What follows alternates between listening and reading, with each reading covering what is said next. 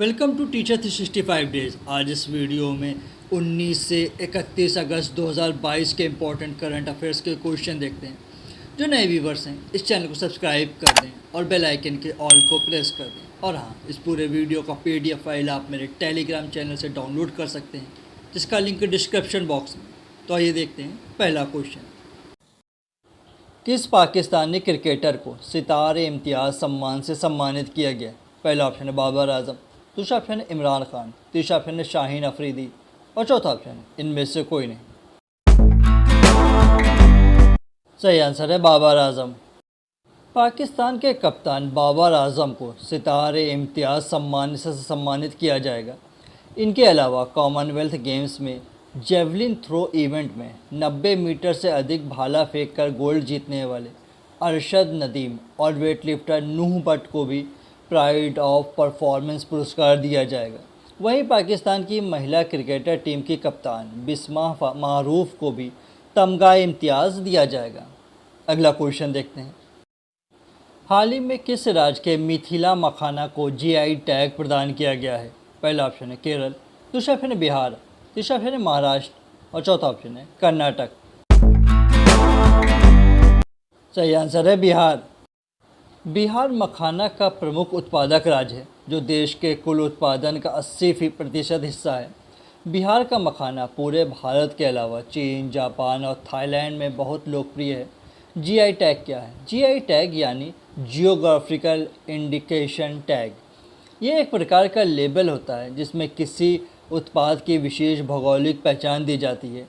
ऐसे उत्पाद जिसकी विशेषता या फिर प्रतिष्ठा मुख्य रूप से प्रकृति और मानवीय कारकों पर निर्भर करती है। अगला क्वेश्चन देखते हैं। हाल ही में भारत की पहली स्वदेशी निर्मित हाइड्रोजन ईंधन सेल बस कहाँ लॉन्च हुई? पहला ऑप्शन है पुणे में, दूसरा ऑप्शन है लखनऊ में, तीसरा ऑप्शन है पटना में और चौथा ऑप्शन है नोएडा में। सही आंसर है पुणे में। केंद्रीय मंत्री जितेंद्र सिंह ने भारत की पहली स्वदेशी रूप से विकसित हाइड्रोजन ईंधन सेल बस की शुरुआत की। इस बस को वैज्ञानिक और औद्योगिक अनुसंधान परिषद CSIR और निजी फर्म KPIT लिमिटेड ने डेवलप किया है और इसे पुणे में प्रदर्शित किया गया है। अगला क्वेश्चन देखते हैं। हाल ही में किस कंपनी को Asia's best employ brand award से सम्मानित किया गया? पहला ऑप्शन जियो, दूसरा ऑप्शन टाटा, तीसरा ऑप्शन NTPC और चौथा ऑप्शन विप्रो। सही आंसर है NTPC। देश की सबसे बड़ी एकीकृत विद्युत कंपनी NTPC लिमिटेड को एशियाज़ बेस्ट एम्प्लॉयर अवार्ड 2022 से सम्मानित किया गया है। NTPC को सिंगापुर में आयोजित Asia best employed brand award 2022 के 13वें संस्करण में यह अवार्ड मिला। अगला क्वेश्चन देखते हैं। फीफा ने अगस्त 2022 में किस देश के फुटबॉल फेडरेशन को निलंबित किया? पहला ऑप्शन है भारत, दूसरा ऑप्शन जर्मनी, तीसरा ऑप्शन इटली और चौथा ऑप्शन है रूस। सही आंसर है भारत। फीफा ने 15 अगस्त 2022 को ऑल इंडिया फुटबॉल फेडरेशन को निलंबित कर दिया। यह निलंबन थर्ड पार्टी के दखल की वजह से किया गया। दिसंबर 2020 से ऑल इंडियन फुटबॉल फेडरेशन का चुनाव नहीं हुआ। इसकी वजह से सुप्रीम कोर्ट ने प्रफुल्ल पटेल को इसके अध्यक्ष पद से हटा दिया। सुप्रीम कोर्ट ने फेडरेशन के संचालन के लिए सुप्रीम कोर्ट के पूर्व न्यायाधीश AR दवे की अध्यक्षता में 3 सदस्यीय प्रशासकों की समिति का गठन किया। इसके बाद से AIFF व्यवस्थित नहीं है और प्रशासकों द्वारा चलाया जा रहा है। फीफा ने कभी भी अपने सदस्य इकाइयों के मामले में थर्ड पार्टी के हस्तक्षेप की अनुमति नहीं दी है। AIFF के इसी हस्तक्षेप के चलते फीफा ने AIFF को निलंबित कर दिया है। अगला क्वेश्चन देखते हैं। फीफा ने भारत के किस विश्व कप की मेज़बानी छीनी? पहला ऑप्शन है अंडर-17 महिला विश्व कप, दूसरा ऑप्शन है अंडर-17 पुरुष विश्व कप, तीसरा ऑप्शन है अंडर-20 महिला विश्व कप और चौथा ऑप्शन है अंडर-20 पुरुष विश्व कप। सही आंसर है अंडर-17 महिला विश्व कप। फीफा ने 15 अगस्त 2022 को थर्ड पार्टी के दखल के चलते भारत से फीफा अंडर-17 महिला विश्व कप की मेज़बानी वापस ले ली। भारत को अंडर-17 महिला विश्व कप की मेज़बानी 11 से 30 अक्टूबर 2022 तक करनी थी। अगला क्वेश्चन देखते हैं। जनवरी 2023 में 17वां प्रवासी भारतीय दिवस कहाँ आयोजित किया जाएगा? पहला ऑप्शन लखनऊ, दूसरा ऑप्शन है कोलकाता, तीसरा ऑप्शन है मुंबई और चौथा ऑप्शन है इंदौर। सही आंसर है इंदौर में। देश के विकास में भारतवंशियों के योगदान को रेखांकित करने के लिए प्रवासी भारतीय दिवस प्रत्येक वर्ष 9 जनवरी को मनाया जाता है। इसी दिन वर्ष 1915 में महात्मा गांधी दक्षिण अफ्रीका से स्वदेश लौटे थे। 17वां प्रवासी भारतीय दिवस 2023 में 9 जनवरी को इंदौर में आयोजित होगा। अगला क्वेश्चन देखते हैं। महिलाओं की फ्री स्टाइल कुश्ती में स्वर्ण पदक जीता। पहला ऑप्शन है अंतिम पंघाल, दूसरा ऑप्शन है सोनम मलिक, तीसरा ऑप्शन है प्रियंका और चौथा ऑप्शन है प्रिया मलिक। सही आंसर है अंतिम पंघाल। अंडर 20 जूनियर विश्व कुश्ती चैंपियनशिप में भारत को टूर्नामेंट में 16 पदक मिले। उसमें से 1 स्वर्ण, 4 रजत सहित 11 पदक अपने नाम किए। महिला मुक्केबाज अंतिम पंघाल ने 53 किलो में स्वर्ण पदक जीता। अगला क्वेश्चन देखते हैं। खेती में ब्लॉकचेन तकनीक किस राज्य ने शुरू किया? पहला ऑप्शन उत्तर प्रदेश, दूसरा ऑप्शन है बिहार, तीसरा ऑप्शन है झारखंड और चौथा ऑप्शन है छत्तीसगढ़। सही आंसर है झारखंड। कृषि निदेशालय झारखंड और global blockchain tech company settlement in India ने संयुक्त रूप से ब्लॉकचेन तकनीक के आधार पर किसानों को बीज वितरण की सफल शुरुआत की है। झारखंड देश में ब्लॉकचेन को लागू करने वाला पहला राज्य है जिसका उपयोग बीज वितरण को ट्रैक करने के लिए किया जा रहा है। अगला क्वेश्चन देखते हैं। हाल ही में हाइड्रोजन से चलने वाली यात्री ट्रेन की शुरुआत कहाँ हुई है? पहला ऑप्शन जर्मनी, दूसरा ऑप्शन है अमेरिका, तीसरा ऑप्शन है चीन और चौथा ऑप्शन है भारत। सही आंसर है जर्मनी। हाइड्रोजन से चलने में प्रदूषण कम होगा और डीजल की बचत होगी।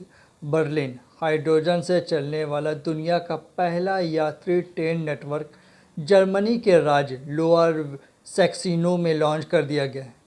अगला क्वेश्चन देखते हैं। फीफा अंडर 17 महिला विश्व कप 2022 किस देश में आयोजित होगा, जिस पर फीफा ने पहले रोक लगा दी थी? पहला ऑप्शन है पाकिस्तान, दूसरा ऑप्शन है भारत, तीसरा ऑप्शन नेपाल और चौथा ऑप्शन अमेरिका। सही आंसर है भारत। फीफा ने 14 अगस्त 2022 को थर्ड पार्टी के दखल के चलते भारत से फीफा अंडर 17 महिला विश्व कप की मेज़बानी वापस ले ली थी, लेकिन सुप्रीम कोर्ट के फैसले के बाद फीफा ने ऑल इंडिया फुटबॉल फेडरेशन से निलंबन हटा दिया है। निलंबन हट जाने के बाद अब वर्ल्ड कप की मेज़बानी भारत ही करेगा। भारत अंडर 17 महिला विश्व कप की मेज़बानी 11 से 30 अक्टूबर 2022 तक करेगा। अगला क्वेश्चन देखते हैं। भारत के 49वें मुख्य न्यायाधीश के रूप में शपथ किसने ली? पहला ऑप्शन है जस्टिस संजय किशन कौल, दूसरा ऑप्शन है जस्टिस अब्दुल नज़ीर, तीसरा ऑप्शन है जस्टिस DY चंद्रचूड़ और चौथा ऑप्शन है जस्टिस UU ललित। सही आंसर है justice UU Lalit. Justice Uday Umesh Lalit ने 27 अगस्त 2022 को भारत के 49वें मुख्य न्यायाधीश के रूप में शपथ ली। राष्ट्रपति द्रौपदी मुर्मू ने राष्ट्रपति भवन में शपथ दिलाई। CJI के रूप में जस्टिस ललित का कार्यकाल 74 दिनों का होगा और 65 वर्ष की आयु होने पर वह 8 नवंबर 2022 को उनका कार्यकाल समाप्त हो जाएगा। जस्टिस उदय उमेश ललित को जस्टिस NV रमना की जगह इस पद पर नियुक्त किया गया है। अगला क्वेश्चन देखते हैं। भारत का नेट ज़ीरो यानी शुद्ध शून्य कार्बन उत्सर्जन लक्ष्य रखा गया है। पहला ऑप्शन 2030 तक, दूसरा ऑप्शन 2055 तक, तीसरा ऑप्शन 2065 तक और चौथा ऑप्शन है 2070 तक। सही आंसर है 2070 तक। नेट ज़ीरो या शुद्ध शून्य या कार्बन न्यूट्रल बनाने का अर्थ है वातावरण में ग्रीन हाउस गैसों की मात्रा में वृद्धि नहीं करना, मतलब कि कार्बन का उत्सर्जन उतना ही करना जितना हमारे देश के पेड़ और वातावरण इसे सोख सकें। वर्ष 2070 तक भारत को नेट ज़ीरो या कार्बन न्यूट्रल करने का ऐलान प्रधानमंत्री नरेंद्र मोदी ने ग्लासगो स्कॉटलैंड के शहर में COP26 कार्यक्रम में किया। अगला क्वेश्चन देखते हैं। 31वें व्यास सम्मान के लिए किस उपन्यासकार और नाटककार को चुना गया है? पहला ऑप्शन चेतन भगत, दूसरा ऑप्शन तस्लीमा नसरीन, तीसरा ऑप्शन है असगर वजाहत और चौथा ऑप्शन है इनमें से कोई नहीं। सही आंसर है असगर वजाहत। यह अवार्ड के बिरला फाउंडेशन की ओर से दिया जाता है। के बिरला फाउंडेशन ने वर्ष 2021 में व्यास सम्मान उपन्यासकार नाटककार असगर वजाहत को देने की घोषणा की अगस्त 2022 में की है। असगर वजाहत का जन्म 5 जुलाई 1946 में उत्तर प्रदेश के फतेहपुर में हुआ था। वह जामिया मिलिया इस्लामिया के हिंदी विभाग के अध्यक्ष रह चुके हैं। अगला क्वेश्चन देखते हैं। राष्ट्रीय खेल दिवस कब मनाया जाता है? पहला ऑप्शन है 25 अगस्त, दूसरा ऑप्शन है 29 अगस्त, तीसरा ऑप्शन है 30 अगस्त और चौथा ऑप्शन है 31 अगस्त। सही आंसर है 29 अगस्त। हॉकी खिलाड़ी मेजर ध्यानचंद की जयंती पर हर वर्ष 29 अगस्त को खेल दिवस मनाया जाता है।